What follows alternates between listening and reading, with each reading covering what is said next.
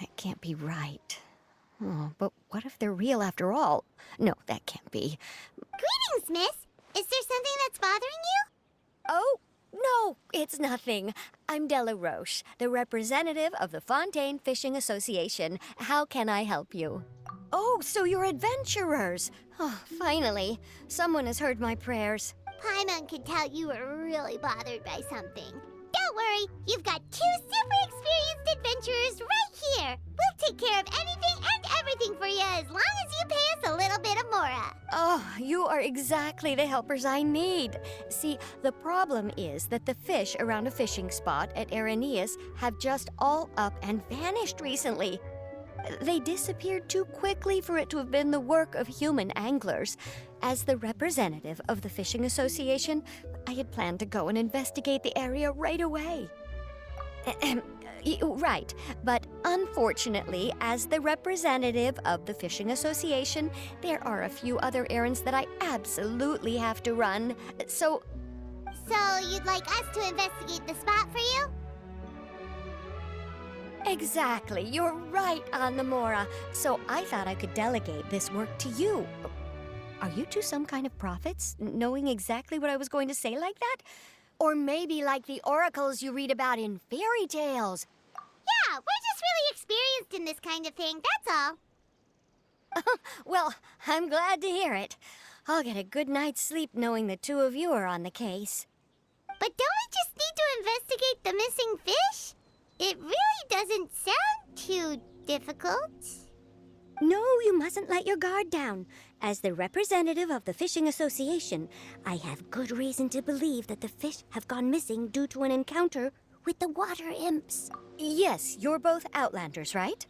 Our local fairy tales often speak of a terrifying underwater creature called Thelxie. The story our parents would tell us was always the same.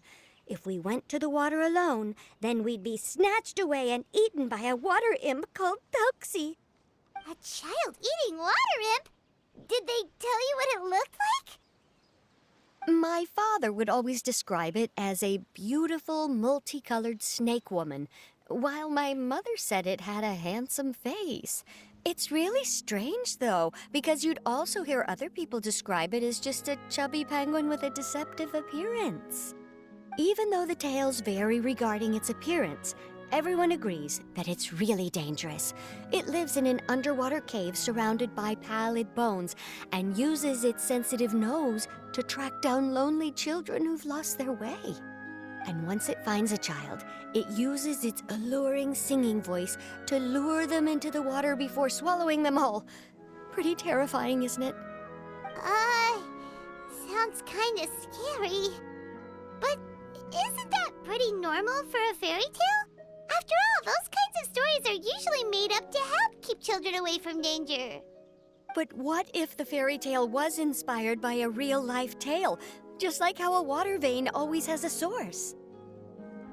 Well, I wouldn't call it evidence per se, but I've heard some rumors lately. They say that someone recently saw a child walk into the water as if he was possessed by something. Doesn't that sound just like he was responding to the call of a water imp?